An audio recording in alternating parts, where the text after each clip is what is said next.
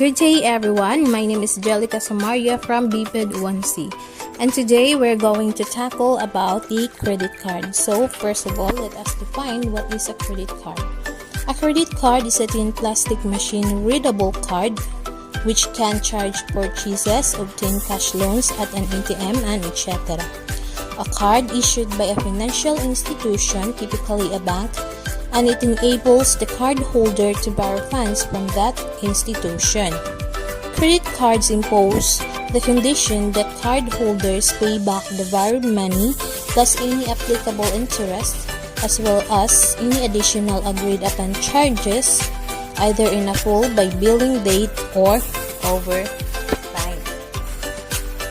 So we have here a picture of an example of a card. So we have the debit versus the credit card. So what is your preference in using debit versus the credit one? So when using a debit card, paying with debit is like spending cash, while when you are using a credit card, paying with credit card is like borrowing money. You have the option to pay off your balance over time with interest. So how much can you spend? So in debit card, you can only spend the amount that is in your account, so nothing more. And while in credit card, you can spend up to your credit limit. So what does it help you do? So credit card, avoid debt, then track daily spending, budget with cash, while in credit card, build credit, maximize rewards, get purchase perfection. What about the rewards? So in using a debit card, most debit cards don't offer any rewards, while using credit one, most credit cards offer rewards points for every dollar, which you can redeem for cash or merchandise. So what happens if your card is lost or stolen?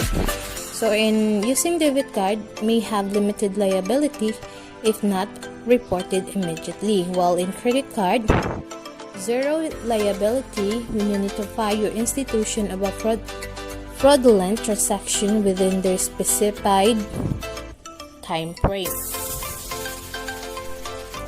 So next we have the pros of using credit cards. So pros means the advantage, or in other word advantage, while cons is the disadvantage. So number one is build credit history, warranty and purchase protection, fraud protection, and Fair Credit Billing Act. While in the cons of using credit cards, spending can lead to debt. Then credit score impacts, then interest and fees, and temptation to overspend. And now we have the 10 types of credit cards. So the first one is the standard plain vanilla credit cards. The standard credit cards are referred to as a plain vanilla credit cards because they offer no frills or rewards. The standard credit card allows you to have the revolving balance up to a certain credit limit. Credit is used up when you make a purchase, and then more credits is made available once you made a payment. So next is the balance transfer credit cards. Offers a low introductory rate on the balance transfers for a certain period of time. If you want to save money on a high interest rate balance on an existing card, a balance transfer is a good way to go. Number 3 is the reward credit cards. So just as the name indicates, rewards cards are those that offer rewards on a credit card purchases. There are 3 basic types of rewards cards, which is the cashback, the points, and the travel. Number 4 is the student credit cards, specifically designed for college students with the understanding that these young adults often have little or no credit history. Students generally had to be enrolled at an accredited 4 years university to be approved for a student credit card. Then we have the charge cards. Charge cards do not have a present spending limit and balance must be paid in a full at the end of each month. Then we have the secured credit cards. Secured credit cards are an option for people who don't have a credit history or who have damaged their credit status. Then we have the subprime credit cards. Subprime credit cards are one of the most credit card products.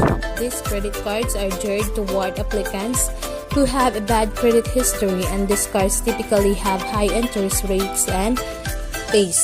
So, number 8 is the prepaid cards. Prepaid cards require the card holder to load money onto the card before the card can be used. Purchases are withdrawn from the card's balance. Limited purpose cards. So, limited purpose credit cards can only be used at specific location. Limited purpose cards are used like credit cards with a minimum payment and finance charge. Store credit cards and gas credit cards are examples of limited purpose credit cards. Then last is the business credit cards.